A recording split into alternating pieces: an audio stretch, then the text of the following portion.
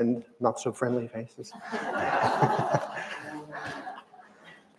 So I've been roundly criticized for being a hypocrite, for not guarding my tongue by saying such foolish things as that. So there's a lot of fallback feedback here. Just to update you, this is the last week we're going to do this series in Proverbs. Next week I'm going to do 1 week in Galatians, and then there's going to be a visiting speaker from Compassion International is going to come and speak on the 11th of February, and then we'll be back in Galatians following that. So this is where we're heading in the coming weeks. Hopefully this little series we've been doing in Proverbs has been helpful for you, and if it hasn't been, let me know, and I'll try to do better. I guess that's all I can say, but I've tried my best here to help us sort of discern and tease out the wisdom in the book of Proverbs as it's intended for us to understand. So I want to start with a question. Imagine there are 2 men, or 2 women, we'll call them 2 men. One man walks into the forest. He has no experience or history or understanding of the fact that some mushrooms will kill you. And he walks into the forest and he sees some mushrooms and he picks them and he eats them and it kills him. Is that man a fool? Probably would be unkind to call the man a fool because he's not operating from any knowledge. He didn't know. Now, take another example of a man who has done his PhD in the field mushrooms and forest mushrooms of the world, and he walks into this forest and he sees a mushroom and picks it. Is he a fool?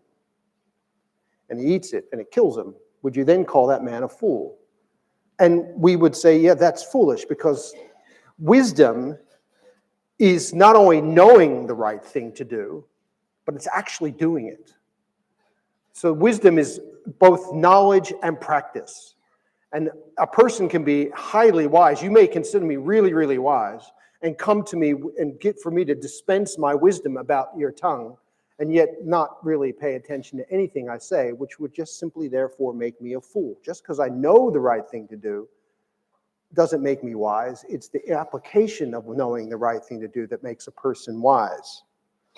A wise person is one who makes decisions that are based on his or her own experiences or the lived experiences of others, decisions that ultimately maximize the flourishing of oneself and the community that they find themselves in. A wise person is one who learns from their mistakes and applies this learning when they have a new opportunity. For instance, if I eat a mushroom and it doesn't kill me but makes me awful sick, I would be a complete fool to not have learned that lesson and to eat that mushroom again. And all these things, the wisdom of God, are all done within the ethical and moral boundaries that God has established for us. Wisdom seeks shalom. It seeks justice and mercy and walking humbly with God.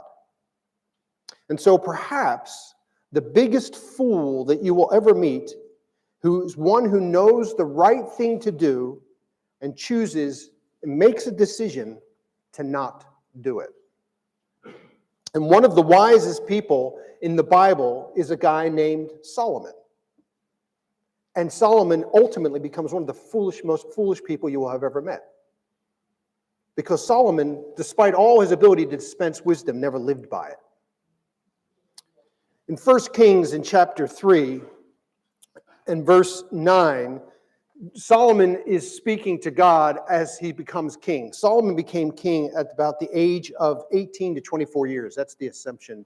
And so he recognizes his youth, his young age, his lack of experience, and his need for knowledge. And so he asks God in 1 Kings chapter 3, verse 9, "Give your servant a discerning heart to govern your people and to distinguish between right and wrong.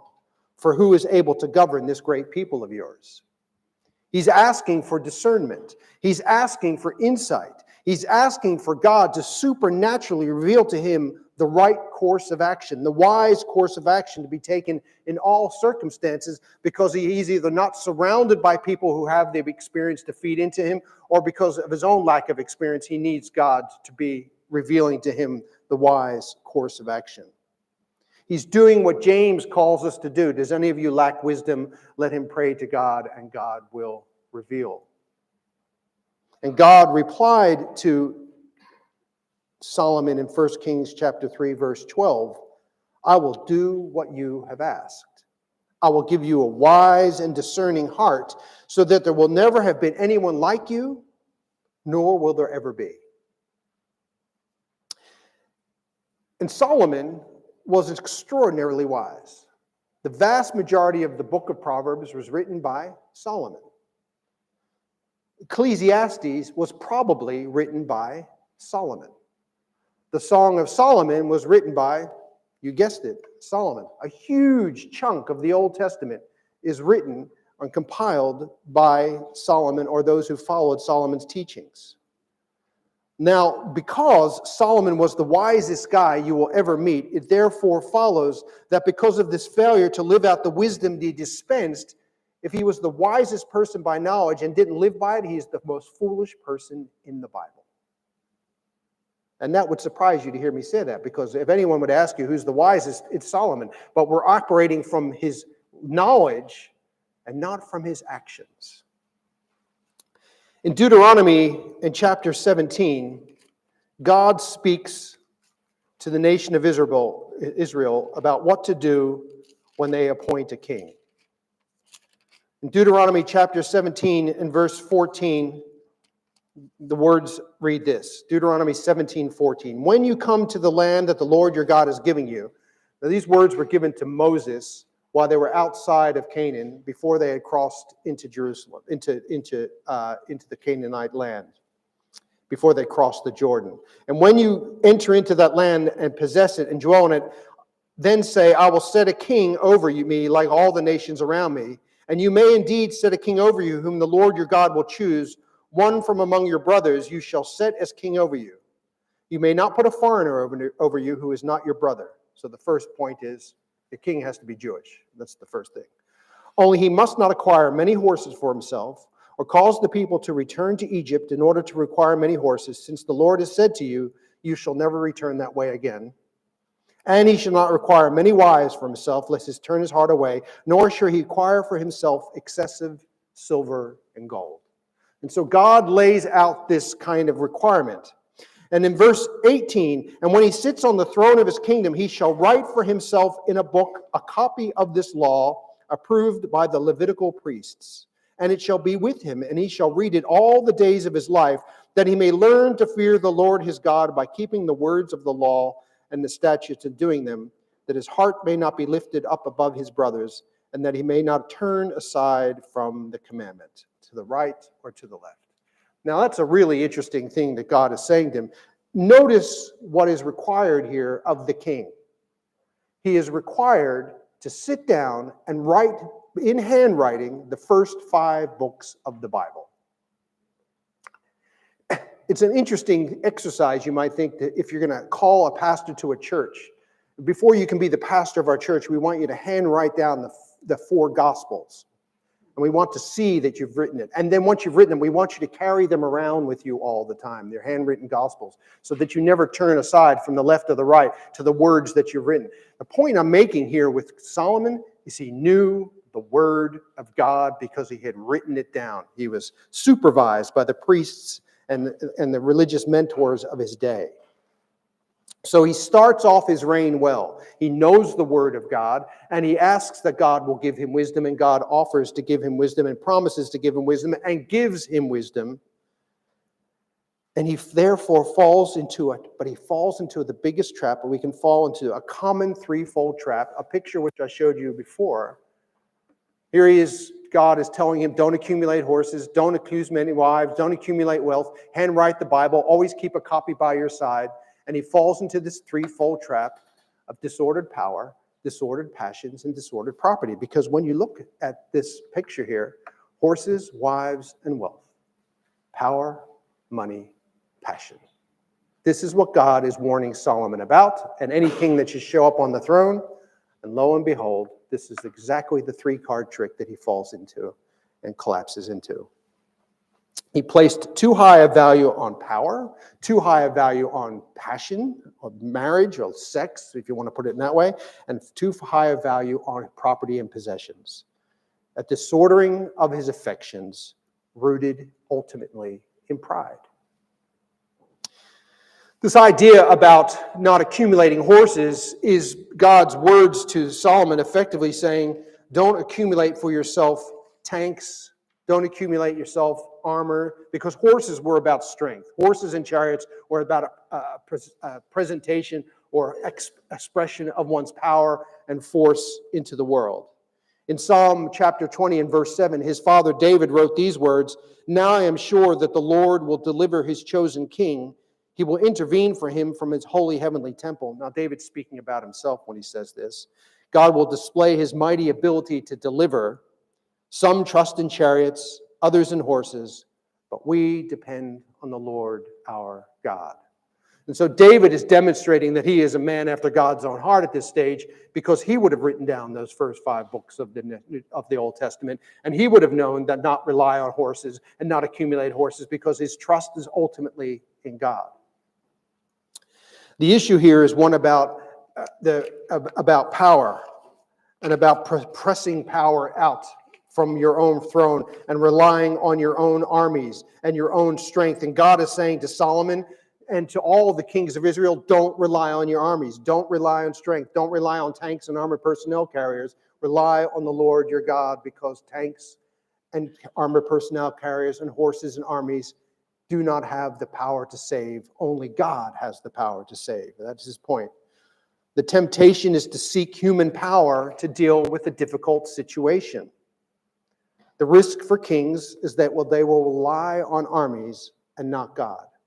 And you see this today with the current Jewish state. The Jews are not relying on the God of Abraham and Isaac and Jacob.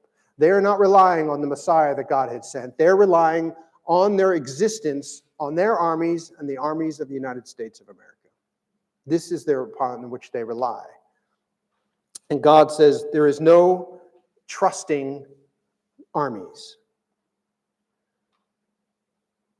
But this goes beyond not just trusting God and building great armies. This goes to the accumulation of power in general and seeking to control. Trying to control outcomes rather than relying on God. And there is a real lesson here for leaders here, no matter if you're a king or not, and no matter what you lead, including parents who lead their children.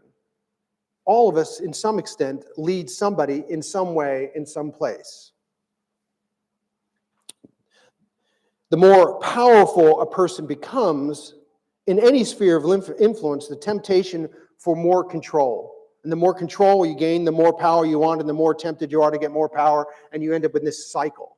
And human beings are tempted, because of pride, to use power and disorder power in order to gain and maintain and have control, and to trust in their own strength rather than the strength of God.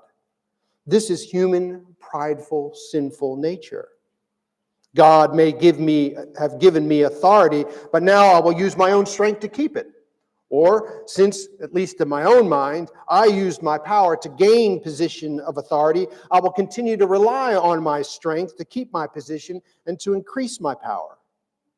You will end up relying on human strength and effort and not the power of the living God. And this is a real temptation for all of us, whether kings all the way down to the lowliest peasant you might meet. We would often hear, and you will often hear, that power corrupts and absolute power corrupts absolutely. You may have heard this phrase. But what's really interesting is that some recent research is demonstrating that it's not the power that corrupts. It's that corrupted people are attracted to power. That's what's really going on.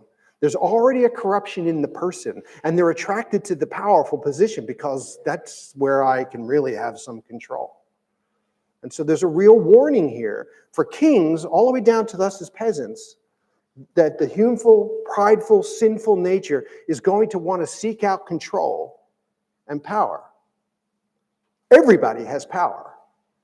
Physical power, verbal power, emotional power, economic power. To some extent, we all have some kind of power.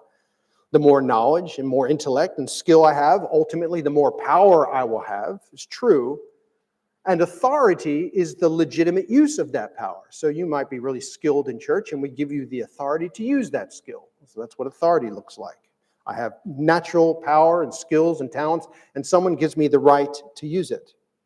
There are good uses of power and corrupted and distorted and abusive uses of power.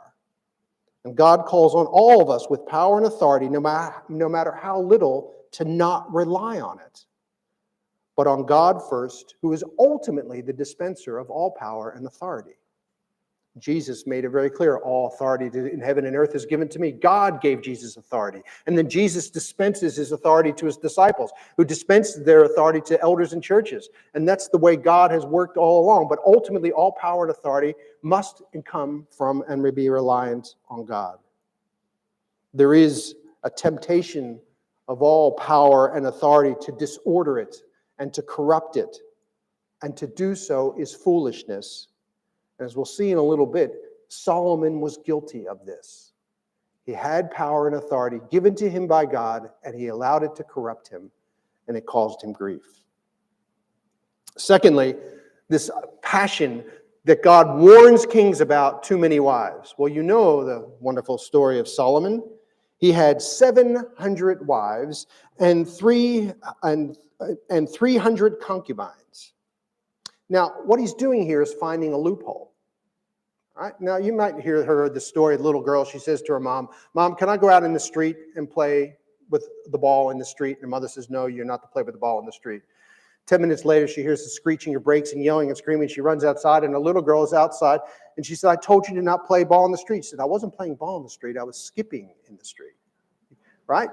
I found a loophole. Well, here is Solomon. He's found a loophole because the law is really clear.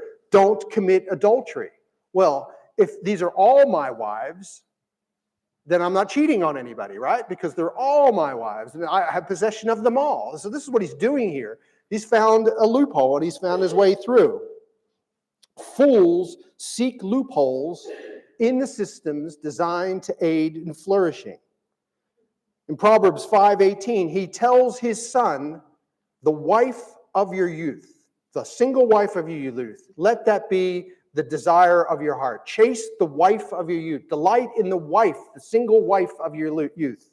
And yet here he is with 700 wives and 300 concubines. Proverbs 31:10 says, "An excellent wife who can find?" Apparently not Solomon.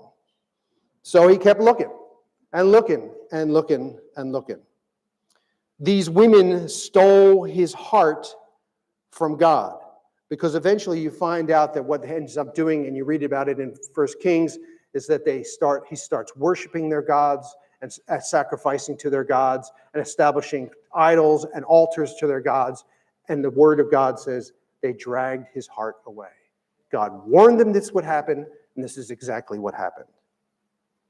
Now, of course, we aren't doing the same kinds of things, right? Because polygamy is not only illegal, it's frowned upon at best, but we just do this kind of thing in a more socially accepted, sophisticated kind of way.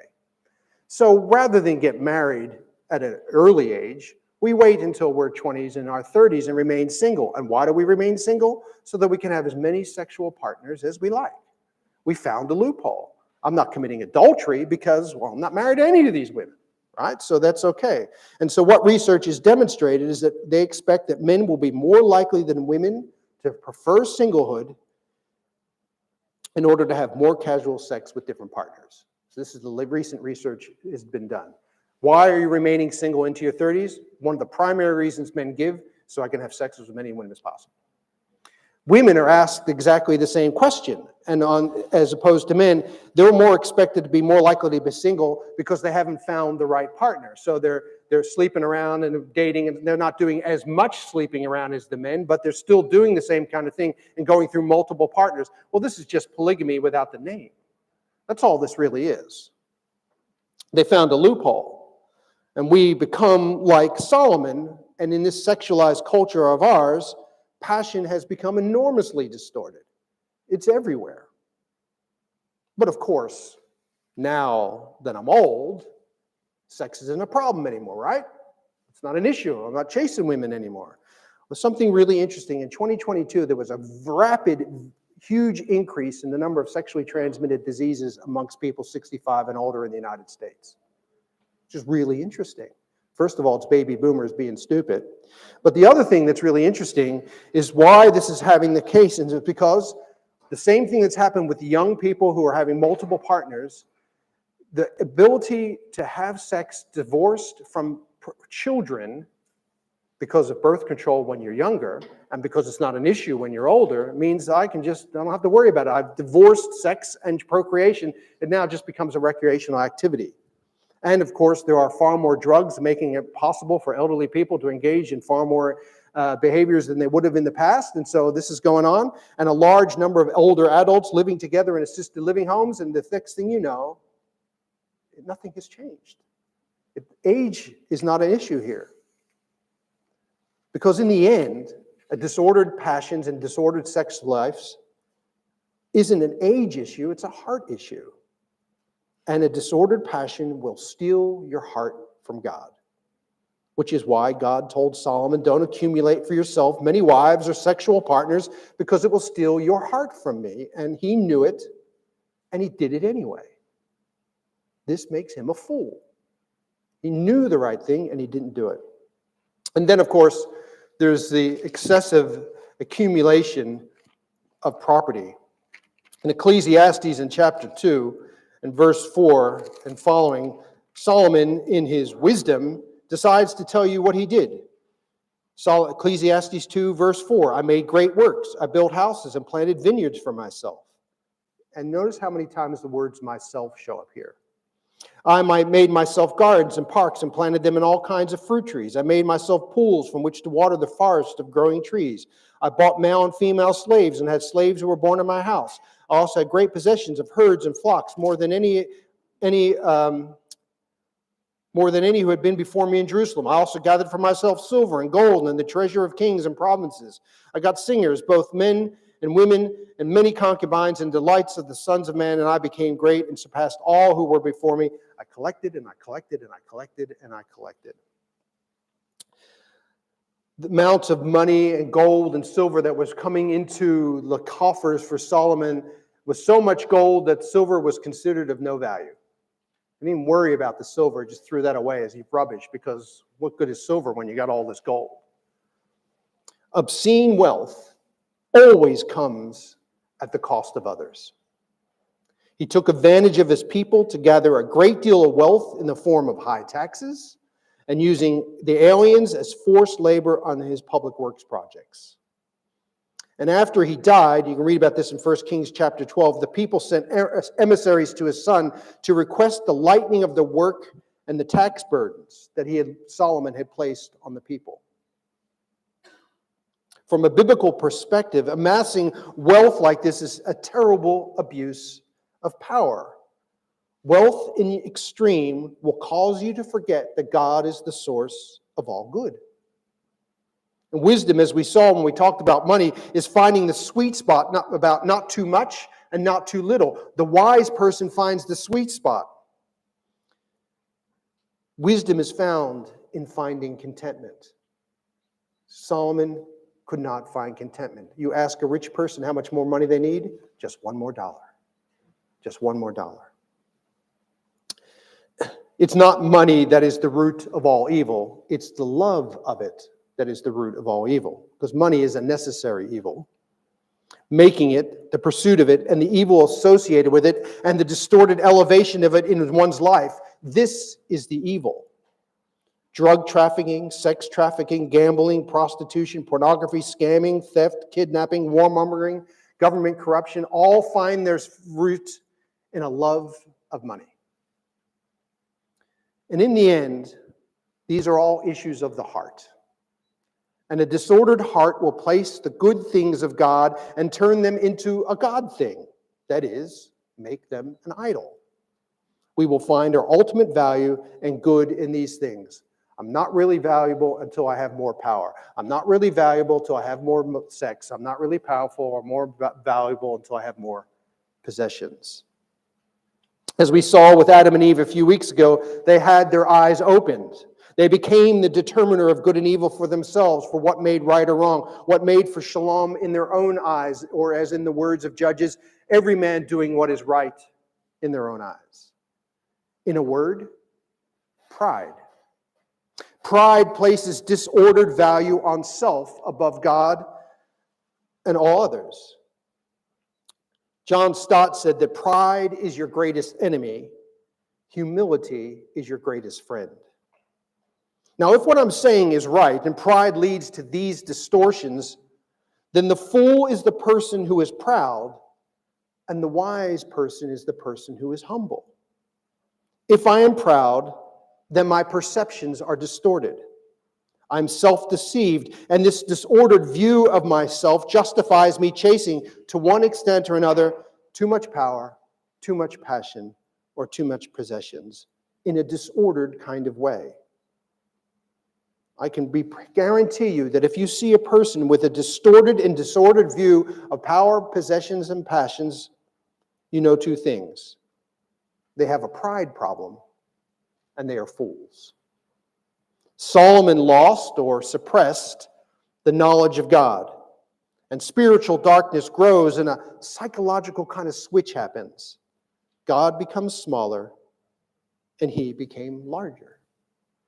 The center of gravity in his mental life shifted from God to himself. He stopped fearing God. And this becomes utter foolishness. Why? Solomon told you himself, because the fear of the Lord is the beginning of wisdom. And Solomon stopped fearing God. The wisest man you ever knew became the greatest fool you ever heard of because he became proud and lost the art of staying faithful. And that is humility. I want to say that and remind you that you are not a worm. You have a right to power and a useful use of your power. You have a right to a useful use of possessions and a right amount of property. And you have a right to a healthy life of sex and a marriage and those relationships if God has called you to those things. You have a right to those things. And assuming that you have the agency and the ability to affect outcomes in your life, and not every person does, then the place to be is the sweet spot in the middle here of these continuums.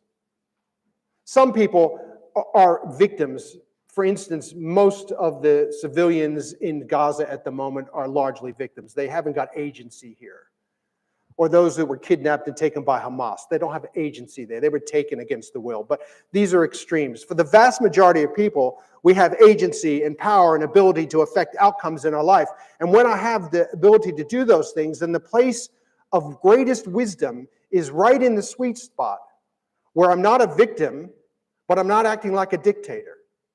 Where I'm not don't have enforced celibacy, but I'm also not promiscuous and just giving my body away to whoever this next bidder that shows up. That I'm not wallowing in poverty, but I'm not seeking excessive wealth. The humble place is the middle spot.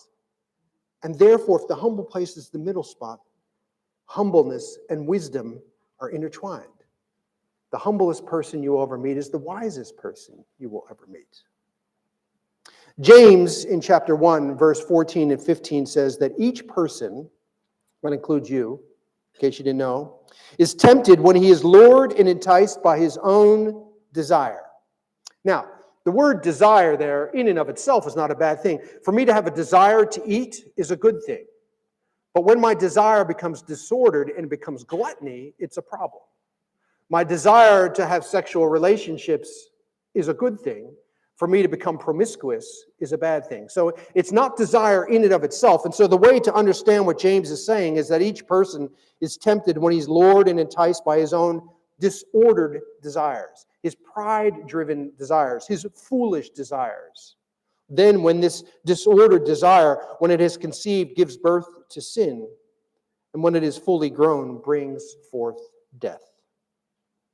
The humble person then is the person who orders his rights and his desires in alignment with God's will. Humility is sacrificing those legitimate and rights and desires for the good of others. So Jesus became a victim for the sake of us. He denied himself the power that he had the right to. Jesus denied himself children so that we might become the children of God. Jesus denied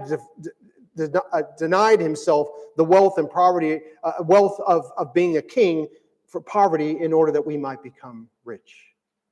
Humility is deliberately choosing to sacrifice what you have rights to and your legitimate desires for the sake and the betterment of another. I sacrifice strength and power for the sake and the good of the other. This is Jesus. He was humble and operated in humility. Wisdom is knowledge put into practice. Solomon didn't do this. Solomon went off course. Solomon became a fool. He didn't take his own advice. He violated God's moral standards. He didn't stay anchored in the Word. He didn't stay anchored to God. He slowly drifted away. And this is the thing. It wasn't one sudden decision to turn his back on God, but 1,000 little decisions that slowly cut the ropes that moored him to the God of Abraham and Isaac and Jacob. We will often tell people, in order to encourage them when they have a challenge in front of them, that the journey of 1,000,000 miles begins with a single step. But a journey of 1,000,000 miles away from God also starts with a single step. And for Solomon, it was one step at a time. And in the end, he made shipwreck of his faith. He started well, but ended foolish. Wisdom is then bound in rigorously pursuing Christ-likeness, what Scott McKnight calls Christoformity. I like that word. Formed into the image of Christ. Wisdom then is bound in rigorously pursuing this. It's why I have spent my time here not encouraging us to be busy doing, but to be determined in attempting to be. It's why we spent so much time last year in our Bible study, not paradoxically studying the Bible, but learning how to engage in spiritually forming practices that will transform us into Christ. Because this is the means by which we maintain our wisdom and attachment to God. We need to be people who are anchored in the Word of God. We, like Solomon, have a choice. We can slowly drift away or slowly increase the strength of ties that bind us to Christ. We cooperate with the Spirit of God. We spend unhurried time in silence and solitude and prayer. We cultivate a life of intimacy with Jesus. Come unto me, says Jesus, and rest. Find rest for your souls. Grow in your faith, and let God use you to love you where He has planted you. This, in my heart and belief, is the place of wisdom. This is the place of humble obedience. May God grant us wisdom until the end. Amen.